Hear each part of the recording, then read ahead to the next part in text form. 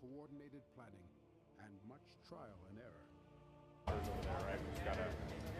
Hey, so just let the helos know territorial waters are only 8 miles to the east. Yep.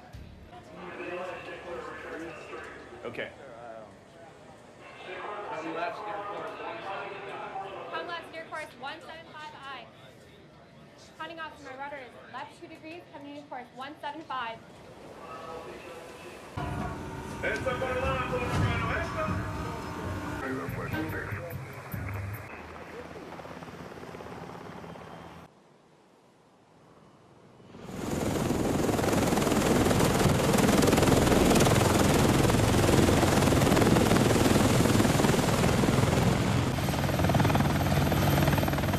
busy meeting. We come back next week. All right, let's wrap it up like we always do. We are! Have a great weekend.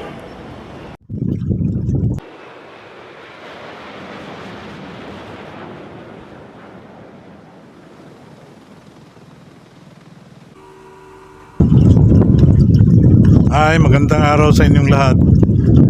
At nandito na naman po tayo. We are here again at the Davao side. As you can see, this is the Davao side of the East IDC, Samal Island, Davao City Connector Bridge. At makikita nga natin, ayun yung background, naka-background yung swila ko. At pinuntahan natin dito. Wala pang masyadong movement dito ngayon kasi inuna nila doon sa Samal side. Dito kasi marami mga rampang gagawin kaya mas marami at mga malalaking butas ang gagawin nila. At andito tayo sa marina ng Davao Beach Club para mas malapit yung background natin na Samal Island. Ayan yung buong Samal Island makikita natin dito. Ayan. What we can do with what we have, so we'll just do it. Yun nga yun, yung nakikita mo yung nakakalbo na yun na lugar, napakalaking area yan. Sa equipment depot lang yan. Yan yung nakuna natin ng isang linggo nung pumunta tayo doon sa Igakos sa baba. Sakay tayo sa mga ferry boat, yung mga LCT Ruro ng Davao Samal Road. At ito nga makikita natin, ayan yung Pakiputan Strait. Kasi ang equipment depot na pinakita natin, malayo-layo pa siya ng konti doon sa landing ng bridge mismo, doon sa yung katabi ng Paradise Island. Kasi the bridge will cross in this area at Pakiputan Strait at around 1 kilometer. 1 kilometro lang ito Pakiputan Strait. At doon naman yung ating Davao Coastal Road, diyan magtatapos sa Suila Cove. Diyan siya lalabas at north side will have an entry at the old Alcantara Road, and then also from the south will be the exit. So yan magtatapos yung Davao City Coastal Road natin. At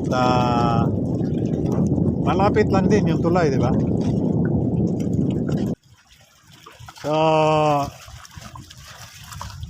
with this bridge, as you can hear from our side lights here, ang mangyari nito, magkakaroon talaga ng tourism boom dito pag natapos na yan tulay na yan.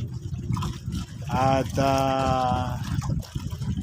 yun yung inaasam-asam ng mga taga-Samal because of the economic benefits. We cannot name them all, but for sure there will be economic benefits that this bridge will bring to this beautiful island of Igahos. So sa ngayon, habang ginagawa nila yung ating kuan doon, atong bridge landing dito, samtang ginahimo nila. So ang mga taga-Samal at saka yung mga interesado sa Davao, daming interesado sa tulay na yan dahil sa ngayon mahirap kasi matagal-tagal doon pag doon ka sa LCT port ng Sasa, ang queuing doon ay medyo mahaba-habang oras din. Pero pag nauna ka, di maswerte ka at mas madali ka makapunta doon sa Samal Island. At diyan kasi yung ating mga white sand beaches. At ito ang pahingahan ng mga tao natin sa Davao City at saka yung kahit na doon sa mga malalayong lugar pumupunta dito para lang magpahinga, magbakasyon. So dito we will just keep in tune with what is happening here while also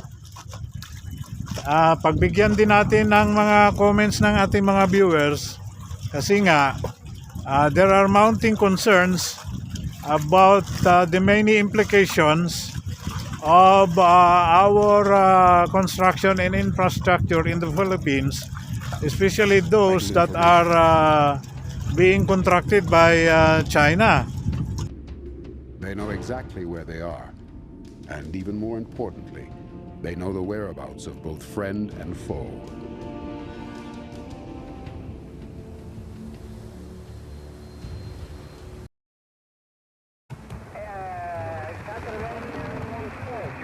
Ito nga, the latest to join in the fray is the Australian ambassador, which is part of the whole Indo-Pacific region.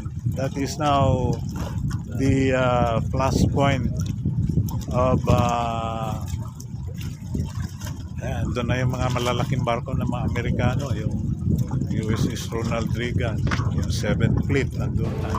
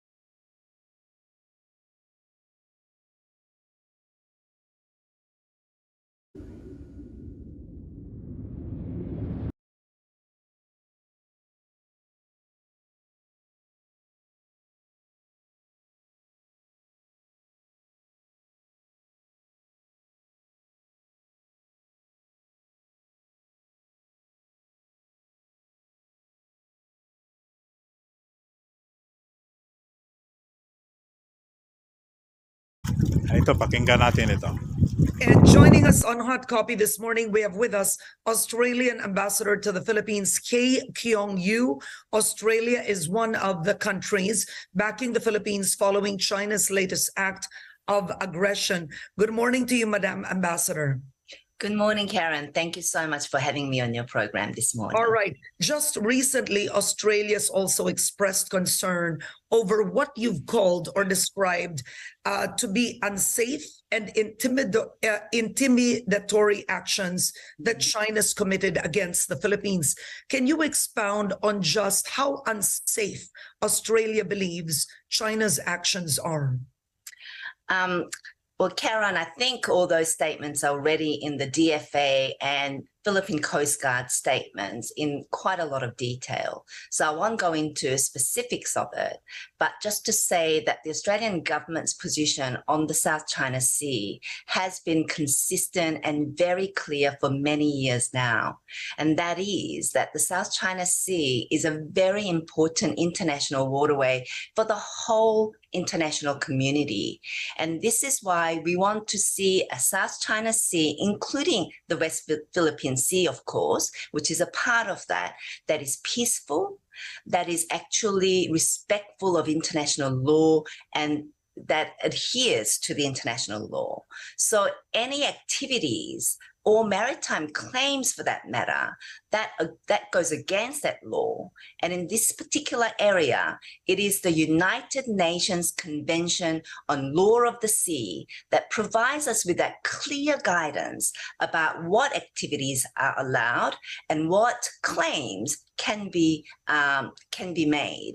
And so once you get out of that, that's where the problem lies. And some of the activities, we described as unsafe and intimidatory. It has to make sure that it's not against the UNCLOS.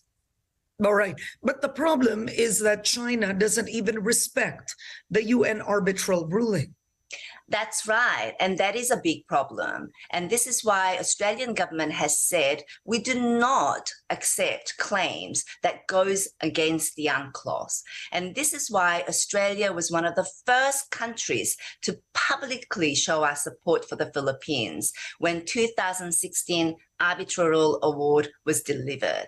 We have to make sure that the international community makes it clear that UNCLOS provides that guidance and all parties should adhere to it and abide by the 2016 arbitral award. Yeah, you have now at least 3 big countries that have come out and condemned China's actions. Moving forward, the Philippines has a visiting forces agreement with Australia as well. It was ratified in 2012. What steps can both countries take to strengthen its alliance and actually improve the situation in the West Philippine Sea? Thank you so much for that question. And that's an easy one for me to answer because we are already doing so much on that front. Australia and the Philippines have a very strong, deep and long-lasting defense cooperation relationship.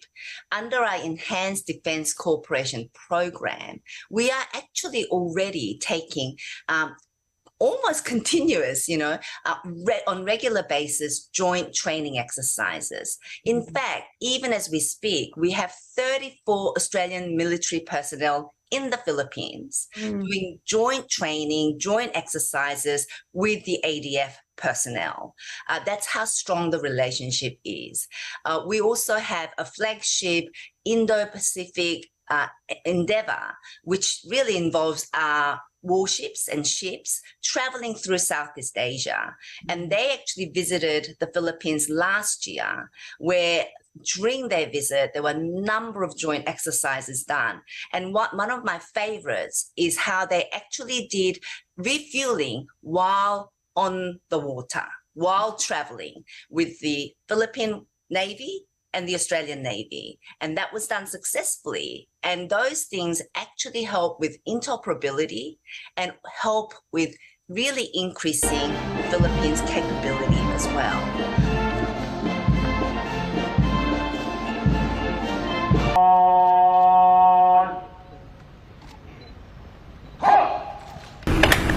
Well, Mr. President, welcome to you and your delegation. I think I woke you up election night. I called you so late to congratulate you. But it's a great victory, and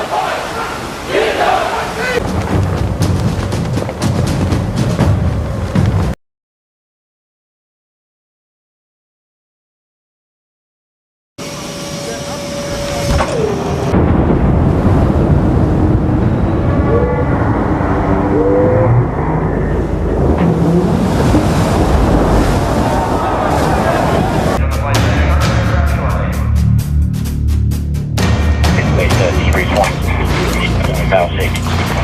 Full power.